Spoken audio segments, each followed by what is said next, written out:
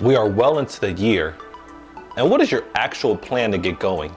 Seriously, do you have an actual plan in place, or are you just figuring out what happens day to day, minute by minute, or hour by hour?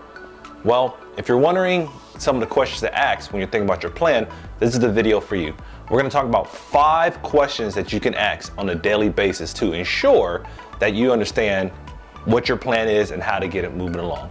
Before we get into the video, make sure you hit that like and subscribe button, maybe a comment or two. Let's get on to the video.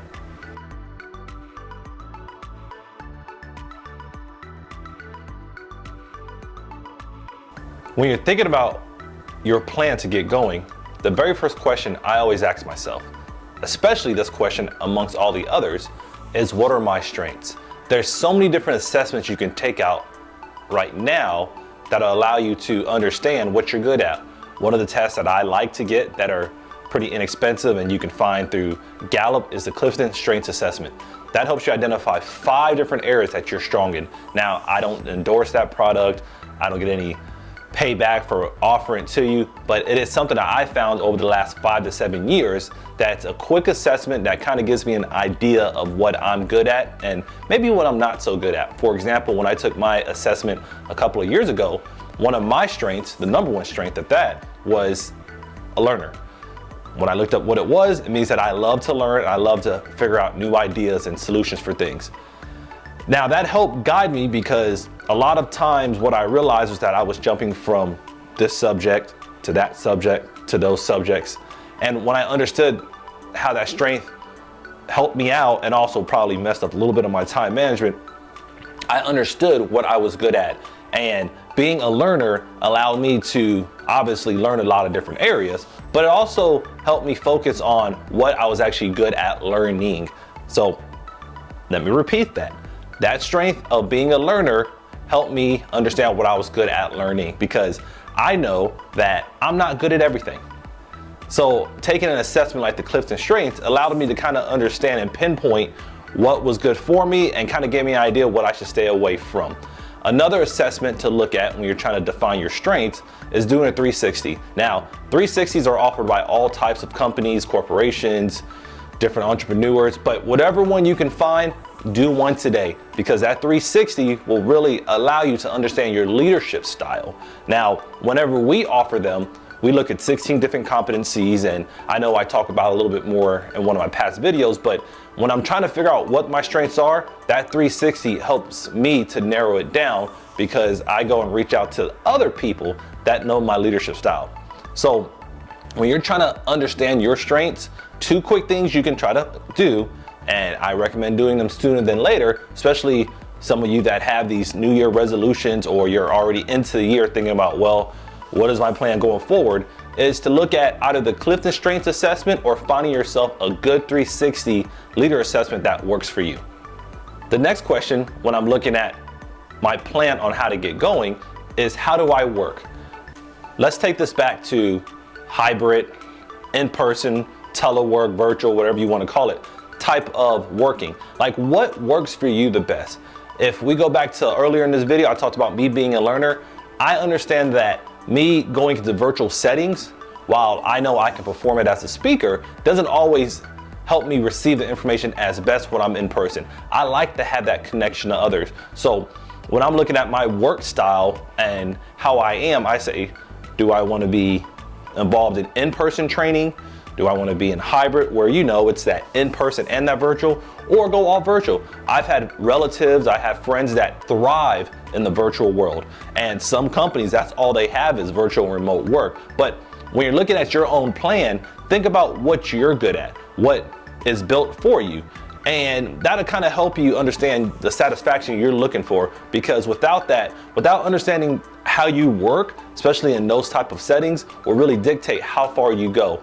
Because you don't want to put yourself in a situation where you're not being effective because you're not good as a remote worker, but your job's full time, or you have a lot of other things going on in your life and remote work would work for you. So in-person may not give you as much as you need, but you have to determine what works for you. And I can tell you nowadays, just looking on job searches, whether it's Indeed, Monster, LinkedIn, there's job types for everybody. You just have to find what works for you, and then you kind of build on it to help your plan to help you get and go forward. The next question I like to ask is, what are my values? Now, if you can't tell, it's a common theme for me to reassess and continuously reassess values, because we have core values, we have personal values, we have professional value, we have religious values. Whatever those things are, I harp on the importance of them, because not understanding your values will only lead you astray. Trying to fulfill other people's values or trying to understand what other people are doing will not benefit you. It will only slow you down. On a daily basis, look at what matters the most to you. If you're looking at family values, do you like being home with your family? Do you like being on the road? Once again, we can go back to that whole work question that we asked earlier, but whatever value you need to assess, make sure you understand that you're identifying that value, but also working within it, because you don't want to find yourself disgruntled because you want to be a person of integrity and you're working for this company or individuals that don't have high levels of integrity. Or maybe you look at something like honesty or loyalty and that's your value. But whatever it is, when you're looking at how to get your plan going, that's the third question I like to look at is, what are my values? What drives me? What is in my core? Because as you understand more of your own core, it'll help you move your plan along, because you will run into roadblocks, but it's up to you to learn how to overcome them. And a lot of that will deal with that inner questions of, what are my values? The fourth question, and this one might be a little tricky, but the question is, where do I belong? I can promise you, not every environment you in is for you. Let me repeat that. Not every environment that you're in is for you. You don't belong everywhere. If you don't feel right in that environment, I know it's easy for me to say on this video, get out of it, but you have to find a way out. Whether that's in work environment, personal time environment, hanging out with others, whatever that might be.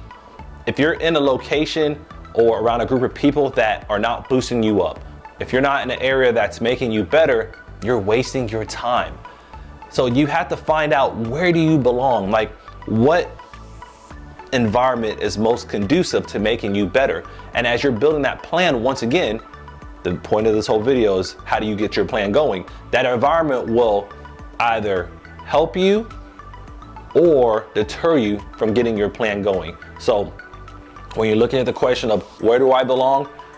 Literally, where do you belong at? Where do you see yourself? Where do you vision yourself being in? Like, you have to put yourself in that mental mind state of visualizing what's around you, the company you're working for, the company that you created on your own, those group of friends that you're around. But you have to be comfortable in that environment to help that plan go forward.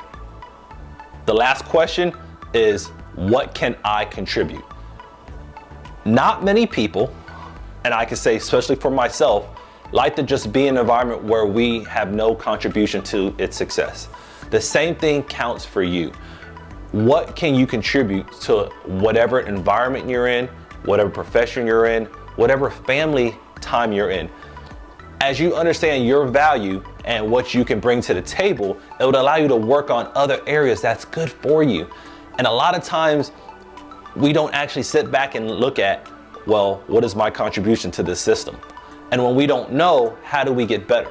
I have found out in the past that when people don't understand their contribution, they don't know what to push for. They don't know what to keep driving their energy towards. They're just, once again, winging it. So when you're looking at your plan on getting going, what can you contribute to that plan?